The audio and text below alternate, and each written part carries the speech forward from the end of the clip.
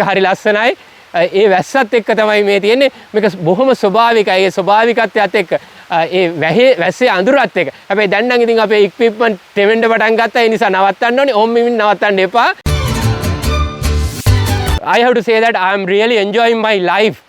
So that rain is coming. This is a very, very beautiful location. එලිමහන් ආලෝකකරණය. ලස්සන තැනක ඉන්නේ. පිටිපස්ස මාර ලස්සනයි. ඉතින් මේ වගේ තැනක ඉන්නකොට මේ ලයිට් එක නැතුව මම කොහොමද මගේ මූණට ලයිට් එකක් දැම්මහම කොහොමද? මේක ගොඩක් වැදගත් වෙනවා. අද කාලේ අපි Facebook එකේ, YouTube එකේ, TikTok එකේ, Instagram එකේ වීඩියෝස් කරනකොට අපි ප්‍රසන්ට් කරනකොට මේ වගේ ලොකේෂන් එකකට ආවම තමයි අපේ ෆෑන්ට අපි මේ වීඩියෝ එක කරනවා කියන එක ලයිව් හරියට සුපිරියටම දැනෙන්නේ. හැබැයි අපි මේ වගේ තැනක කරනකොට අපේ පසුබිම කියන එක මාර විදිහට වැදගත්. පසුබිමේ ආලෝකය, ස්වභාවික ආලෝකය තියෙන. අපි ඒක කන්ට්‍රෝල් කරන්න යන්නේ නැහැ. නමුත් ප්‍රසන්ට් කරන මම මේ කියන කතාබහ හොඳට දැනෙන්න, මාව හොඳට පේන්න අපි මේ වගේ ලයිට් සෝස් පාවිච්චි කරන්න ඕනේ. ඉතින් ඒ පාවිච්චි කරනකොට තමයි 3D ගතිය තියෙන්නේ. අතරම මේ දෙකක් තියෙන දෙපැත්තෙන් ලයිට් කරන්න ඕන කියන එක නෙමෙයි. අපි තැනේ හැටියට අපි මේ ලයිට් සෝස් පාවිච්චි කරන්න හැකියාව තියෙනවා. හරි. මෙතෙන් ආවොත් ඔයගලන්ට පේනවා ඉතින් මම මෙන්න ලයිට් එක නැතුව. ඒ වගේ මම පොඩක් ගිහිල්ලා මම ඉන්න පරිසරය වෙන්නන්න මේ වගේ තැනකට ගියොත් මගේ මූණ ගොඩක් ඩාර්ක් වෙනවා. මේ වගේ තැනකදී මේ මූණ ආලෝකවත් කරන්න ක්‍රමවේද තියෙනවා. හැබැයි මේකක් මගින් හැකියාව නැහැ. හැබැයි මම පොඩක් මෙහෙම ඉස්සරහට ආවොත් ඔන්න මේ ඉන්න තැනේදී යම් ප්‍රමාණයකට ඔයගලන්ට පේනවා. හැබැයි මේ පේන ප්‍රමාණය මම කියන දේ හොඳට ෆෑන්ට යන්න මගේ මූණ ආලෝකවත් කරන්න අත්‍යවශ්‍යයි. ඉතින් ඒකට මම මේ පාවිච්චි කරන LED light stick එකක් මේ වගේ එකකුත් පාවිච්චි කරන්න පුළුවන්. මේ වගේ පොඩි එකකුත් අපිට පාවිච්චි කරන්න පුළුවන්. එකම දේ තියෙන්නේ ඔයාගේ වීඩියෝ එකකදී මේ වීඩියෝ එකේ ලයිට් එක පේනවා වගේ නෙමෙයි. මේක නොපෙනෙන්න පාවිච්චි කළොත් තමයි ගොඩක් හොඳ. ඉතින් මම වටේට කැරකෙනවා. මේ කැරකෙනකොට මම මෙතෙන් ආවොත් මෙන්න මෙතෙන් ආවොත් ඔන්න මේ වෙලාවේ නම් මගේ මූණ ගොඩාක් ඩාර්ක් කලින් එකට වඩා. ඒකට හේතුවක් තියෙනවා. මේ අවේලබල් ලයිට් එකේ අද ටිකක් වැහිබර දවසක් සූර්යයා වලාකුළු වලින් වැහිලා තියෙන්නේ. සොෆ්ට් ලයිට් එකක තියෙන. ඉතින් මෙන්න මෙතෙන්දී මගේ මූණ ලයිට් අප් කළොත් මේක හොඳටම පේනවා. මෙන්න මේ වගේ තැනක් තෝරගන්නකොට අපි අතිශය ප්‍රවේශම් වෙන්න ඕනේ අපේ වීඩියෝ එකේ අවුට්පුට් එකේ. කොහොමද හොඳට පේන්නේ කියලා බලන්න. වීඩියෝ එක ෂූට් කරන වෙලාව ලංකාවේ වෙලාව හරියට 11:05 විනාඩි 30යි දවල් වැහිබර දවසක ඒ වැහිබර දවසේ ඉර වලාකුළු වලින් වැහිලා තියෙන හැමතැනම සොෆ්ට්. ඒ නිසා කොහෙවත් ඕවර් එක්ස්පෝස් වෙලා නැහැ. නමුත් මේ වගේ වෙලාවකදී මෙහෙම බැලුවොත් මේ උඩ තියෙන සුදු පැච් එක අපි වැඩිපුර දැක්කොත් ඒක රසිකයාට බාධාවක්. ඒ කියන්නේ සුදු තියෙන තැනට ඇහැ යනවා ෆ්‍රේම් එක. ඉතින් ඒ වගේම එක්ස්පෝෂර් එක වෙනස් වෙනවා. දැන් මේක බැලුවොත් මගේ මූණ කළු පැත්තට බරව තමයි පේන්නේ ඩාර්ක් වෙලා. හැබැයි මම ඒ ෆ්‍රේම් එකේම මෙහෙම ඉස්සරහට ඇවිල්ලා මෙහෙම හිටියොත් එක්ස්පෝෂර් එක හදා ගන්න. හැබැයි මම ඒකම මූණ ලයිට් අප් කළොත් ඒ විෂුවල් එක කියන එක ගොඩක් ප්‍රබල වෙනවා. ඒ නිසා ආලෝකකරණය කියන එක අතිශය වැදගත්. අපි පටන් ගත්ත තැනට ආපහු ආලෝකකරණය කියන එක අතිශය වැදගත් දැනගන්න.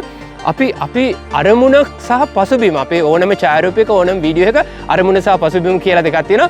මේ තියෙන පසුබිම ඉතින් පසුබිමේ ග්‍රීනරි කියන එක ෆුල් නැචරල්. ඒක මාර ලස්සනයි මේ විදිහට පේනකොට. ඒක පේන්න ගොඩක් හේතුව තමයි මේ ආලෝකය මේ පැත්තෙන් වැටෙන්නේ. ආලෝකය ඒ පැත්තෙන් වැටෙන්නේ. හැබැයි අගේන්ස්ට් ලයිට් නේ. හැබැයි මගේ මූණ ඩාර්ක් වෙනවා. ඉතින් මේ වගේ තැනක කරනකොට ඒ අර පසුබිමේ ආලෝකයට මැච් කරගන්න අරමුණේ ආලෝකය අපි මෙන්න මේ විදිහට පාවිච්චි කරන්න ඕනේ. එතකොට තමයි බලන ෆෑන්ට මේක හොඳට දැනෙන්නේ. අද කාලේ අපි අනිවාර්යයෙන්ම දන්නවා අපි ගන්න ඡායාරූප, අපි ගන්න වීඩියෝ ලෝකේ ඉන්න අනිත් අයගේ මොබයිල්ස් වලට ගෙනියන්න ඕනේ. ඒ සඳහා අපි සෝෂල් මීඩියා ප්ලැට්ෆෝම් පාවිච්චි කරන්න ඕනේ. විශේෂයෙන් Facebook එක, YouTube එක, TikTok එක, Instagram එක, X මීඩියා එක. මේ වගේ මීඩියා ගොඩක් තියෙනවා. මේ මීඩියා ගොඩක් ඇතුළත ඔයාගේ දක්ෂකම, ඔයාගේ හැකියාව අපිට ලෝකෙට ගෙනියන්න පුළුවන්. ඒ ගෙනියනකොට අපේ වීඩියෝ එක, ඕඩියෝ එක මේ දෙකම වැදගත්. මොකද වීඩියෝ එකක් කියලා කියන්නේ විෂුවල් එකක් විතරක් නෙමෙයි. ඕඩියෝ එක. ඉතින් මම පාවිච්චි කරන්නේ ප්‍රොෆෙෂනල් DJ මයික් එකක්. මේ මයික් එකෙන් ඔයගලන්ට සද්ද සුපිරියට බෑනවා. ඒ වගේම මගේ විෂුවල් එක හරියට එන්න මගේ මම කතා කරන මාව හොඳට ලයිට් අප් වෙන්න ඕනේ. ඉතින් ඒ දේ තමයි ඔයගලන්ට මේ පෙන්වන්නේ. ඒ වගේම තමයි අපි මේ වගේ පරිසරයකට එනකොට අපිට මේ පරිසරයේ වටේ තියෙන ලයිට් එක කන්ට්‍රෝල් කරන්න බෑ. හැබැයි අපි අවබෝධ කරගන්න ඕනේ මොන වගේ ලයිට් කන්ඩිෂන් එකක්ද තියන්නේ කියන එක. ගොඩක් වෙලාවට වෙන්නේ ඇත්තටම මෝර්නින් ලයිට් එකේ, ඊවිනිං ලයිට් එකේ ගොඩක් මේ වගේ තැන්වල විෂුවල්ස් ලස්සනයි.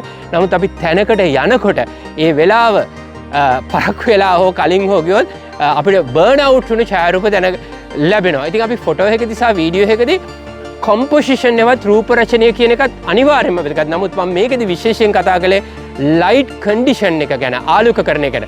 ලයිට් එක අයින් කළාම කොහොමද වෙන්නේ? ලයිට් එක දැම්මහම කොහොමද වෙන්නේ කියන එක. ඉතින් ඒක තමයි ගොඩක් වෙලාවට වටේට කැරකෙන්නේ මේ එක එක තැනදී මගේ මූණ ලයිට් අප් වෙන්නේ එක එක විදිහටනේ. ඉතින් ඒක අපි අවබෝධ කරගන්න ඕනේ.